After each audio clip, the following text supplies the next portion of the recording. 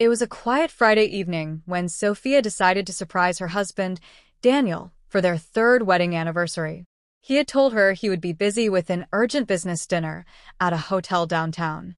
Sophia, excited and a little mischievous, thought, why not surprise him there with his favorite cake?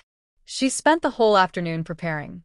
She wore a soft blue dress, Daniel's favorite color, sprayed a hint of jasmine perfume, and smiled at her reflection. Everything felt perfect until the night turned into something she could never forget. When Sophia arrived at the Grand Pearl Hotel, she carried a small box with a silver ribbon. Inside was a watch she had saved months to buy. As she walked through the lobby, the lights shimmered on the marble floor and a soft tune played in the background. She asked the receptionist, "Excuse me, could you please tell me which restaurant Mr. Daniel Parker reserved for tonight's meeting?" The woman smiled politely. "Yes, ma'am. He's at La Bella Terrace, table 7. Sophia's heart fluttered. Perfect, she thought. He won't expect this. She walked toward the restaurant, every step echoing like a heartbeat. But when she reached the glass doors, she froze. Through the dim lights and candles, she saw Daniel, sitting close, very close, to someone she recognized immediately.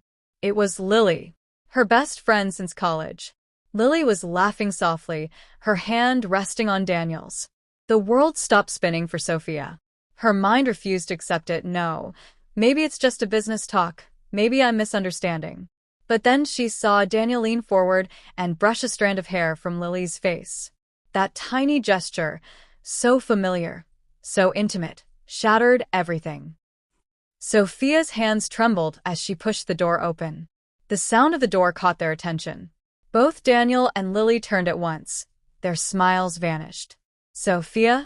Daniel stuttered, standing up quickly. "What are you doing here?" She forced a small, broken smile. "Oh, just a surprise." She held up the cake box.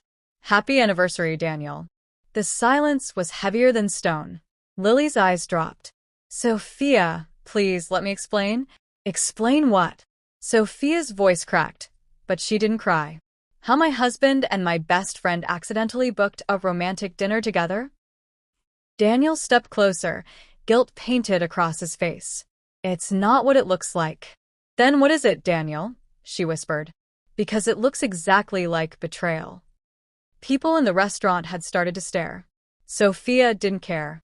Her heart was breaking too loudly to notice anything else.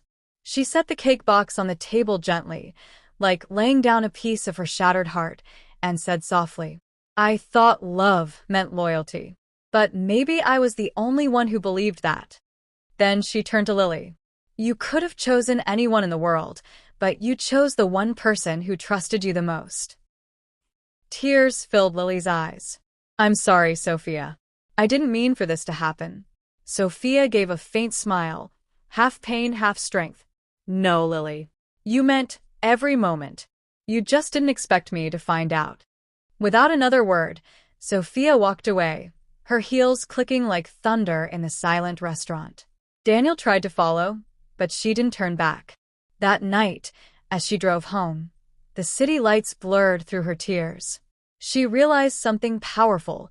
Sometimes betrayal isn't the end, it's the beginning of freedom. A few weeks later, Sophia moved out. She started painting again, something she had stopped after marriage. Her heart still ached, but she smiled more often, not because she forgot, but because she finally remembered who she was. One night, she wrote in her journal, "He broke my trust, but he freed my soul. Now I live not to be loved, but to love myself."